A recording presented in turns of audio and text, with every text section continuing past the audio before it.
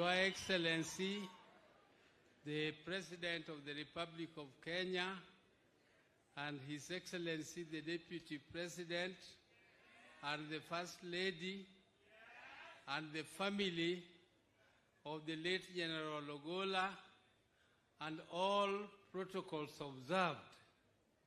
I stand here on behalf of my family, the family of the late General Odinga,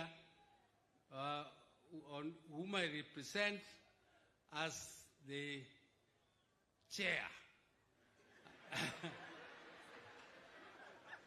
Now, the late Ogolla here is our maternal uncle, and our mother comes from this village. And therefore, we come here as relatives of Ogolla. I also come here to bring condolences of my brother, Jacob Raila Amolo Odinga, who has sent me to come because he is a bit indisposed. He could not come personally, but he has asked me to come and represent him and the family. So I also want to bring condolences of Uhuru Kenyatta, the former President of Kenya, His Excellency, who has also brought his condolences to the family.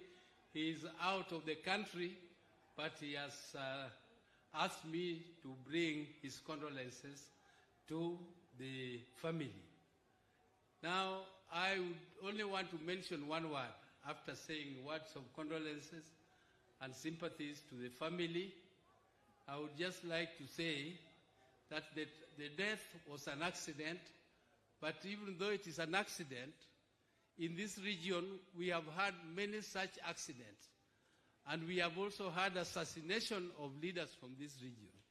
So when such things happen, we are a bit suspicious, not because of anything, but we want to know the truth. We want to know the truth. And I want to ask our uncle, the general's son, not to be impatient with us. It is not because of anything. It is just because once beaten, twice shy. So we are asking for no stones to be left unturned, and let us know the truth of who killed our uncle, General Oola. He died too soon, and we are a bit shaken by his death. And you people know, we lost Tom Boyer in very tragic circumstances. We lost Ouko in very tragic circumstances. And when we lost Ouko, I was part and parcel of the team of parliament which was investigating the death of Ouko. And I can tell you it was very sad, because the regime at that time managed to convince the family to be very protective and not to allow people to go into details. So young man, please just allow investigators to do their work.